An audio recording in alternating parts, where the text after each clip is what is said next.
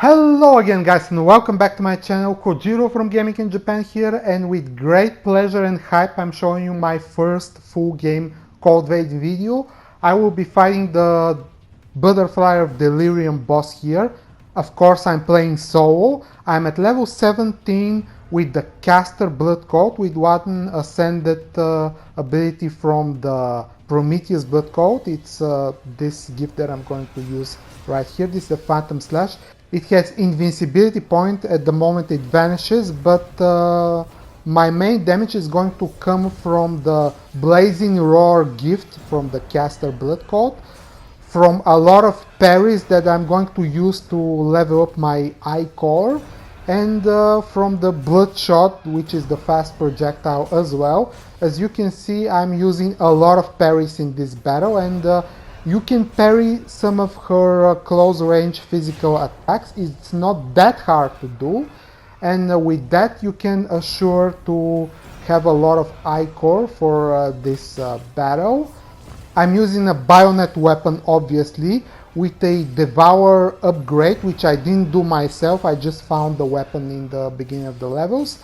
When you do a lot of damage to her, at some point she's going to fall down, which you can use again to build up your Icor and do damage to her. Evade this attack, don't try to hit her when she comes at you.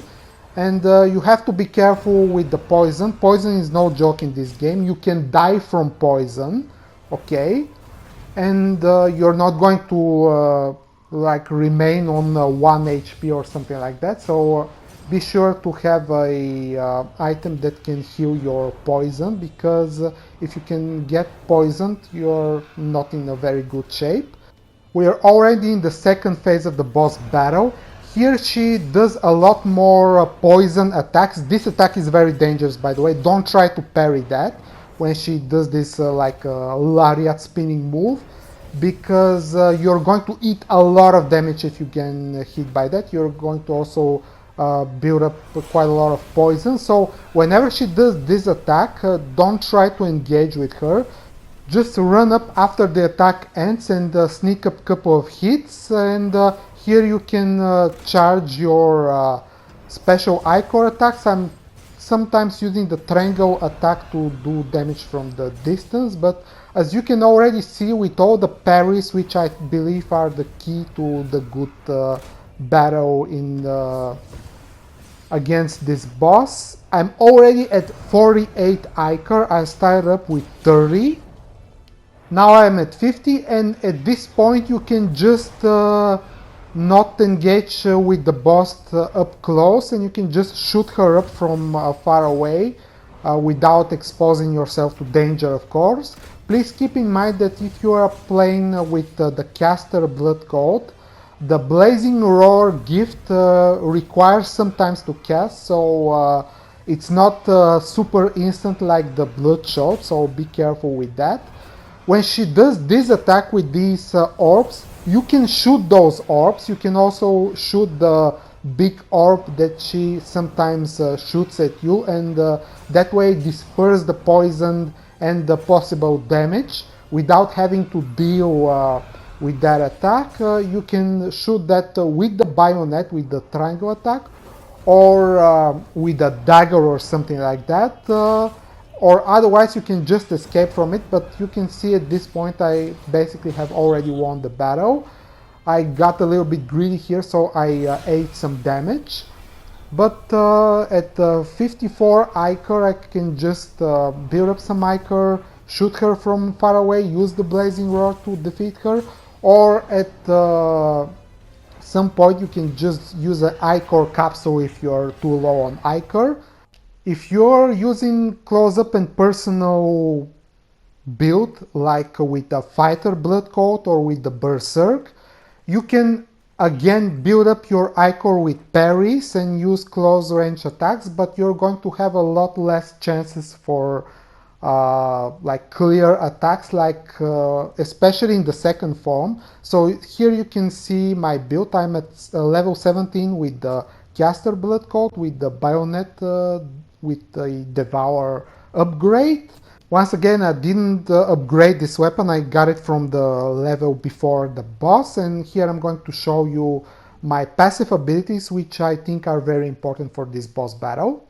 So I have maxed out proficiency for more HP and more stamina. These are of course self-explanatory. I also have from the caster blood code a weapon drain rating up, which stacks up very well with my Devour Bayonet, and with the parries, of course, to have more Icor to shoot projectiles at the opponent.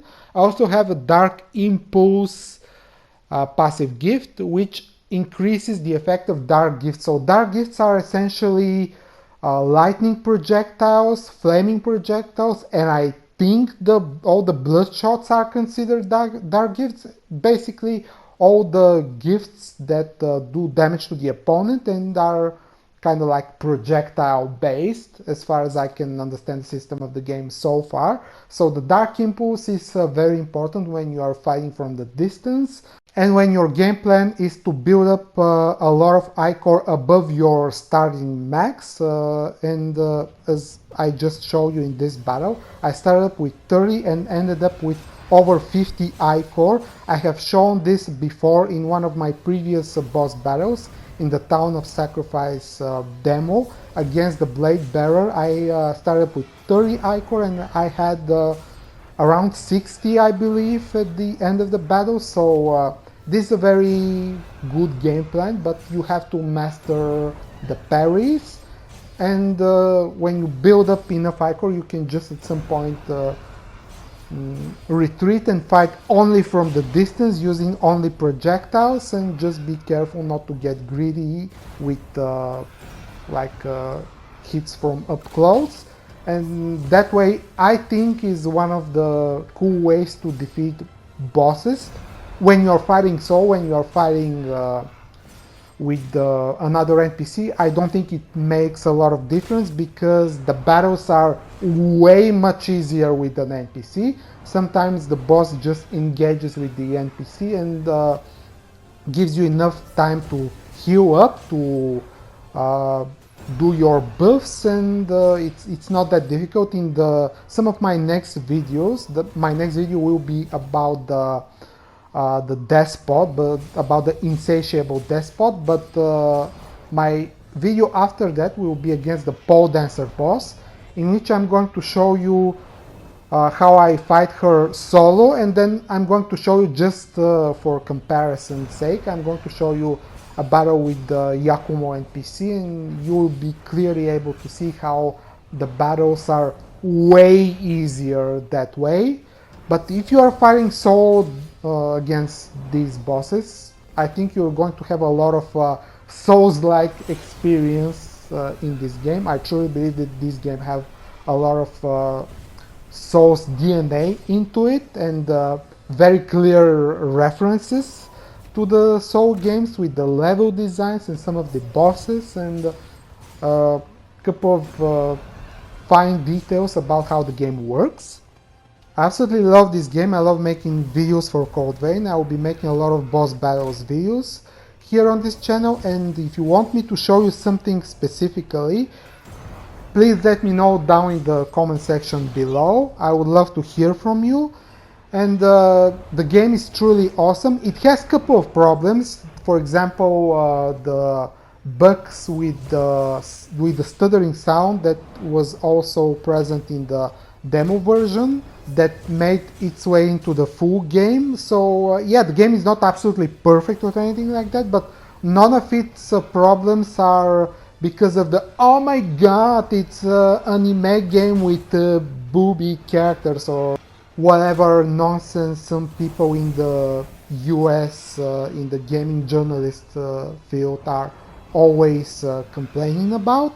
If you're truly a Souls fan, you're going to have a lot of fun with the gameplay of Cold Vein, okay? I have a whole community of Souls fans in my country. Almost none of them is an anime fan, and almost all of them are enjoying the game right now. They have played the demo, they have liked the game a lot, they like the boss battles a lot, and I'm pretty sure that they're going to have a lot of fun with this game for weeks to come. Take it for what it's worth. Okay guys, thanks for watching this video. I hope you liked it, and I hope you learned something valuable about this boss battle. If you have anything that you want to ask me about this boss battle, please write in the comment section down below, and also consider subscribing to the channel. Thanks for watching guys, and I will see you in the next Code Vein video. Bye!